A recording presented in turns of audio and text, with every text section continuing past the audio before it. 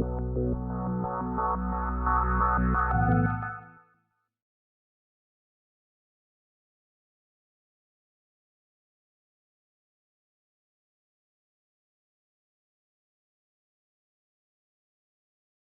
le Président de la République,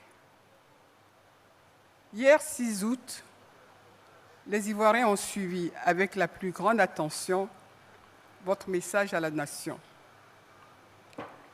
Le programme que vous y exposez confirme votre volonté de continuer d'agir pour une Côte d'Ivoire réconciliée, plus forte et plus stable, plus prospère et plus harmonieuse. C'est un message franc qui rassure, encourage et apaise, d'autant plus que chaque jour, vous démontrez que vous êtes un homme d'action, un homme de résultats. Merci, Monsieur le Président.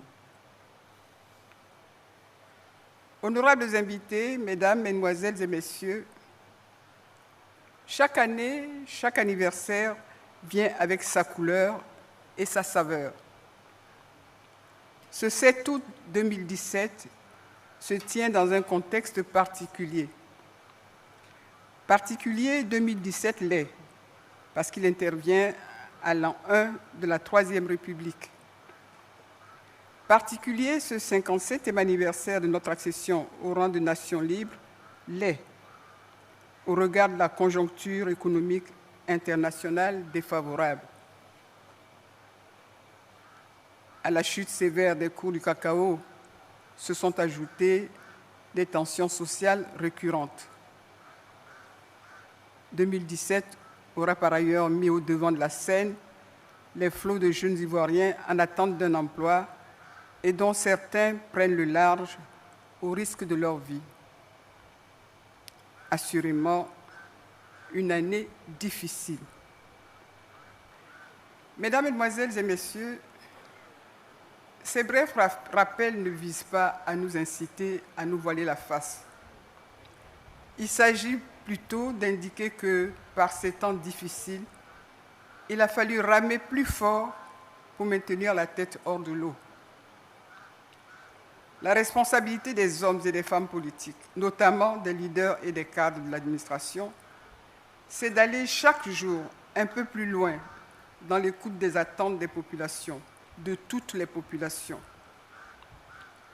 Notre responsabilité commune, c'est de tout mettre en œuvre à quelque niveau que ce soit pour préserver au quotidien la paix et la concorde.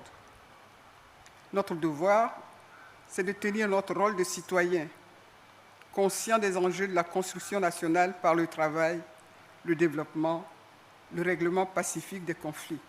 La Côte d'Ivoire, notre bien commun, est bien plus important que chacun et chacune de nous. Il faut savoir la protéger. Souvenons-nous, nous avons eu du mal à nous relancer après le décès du président Félix Houphouët-Boigny. Souvenons-nous, notre transition démocratique s'est terminée en une crise post-électorale dramatique. Que ferons-nous après 2020? Et d'ores et déjà, que faisons-nous aujourd'hui, en 2017? Cette question s'adresse à l'ensemble de la classe politique, à tous les partenaires sociaux et au-delà, à tous les citoyens. De grâce, épargnons-nous une autre crise. Suivons la voie de l'union, de la discipline et du travail. Elle nous conduira forcément à la paix et à la prospérité. Je vous remercie.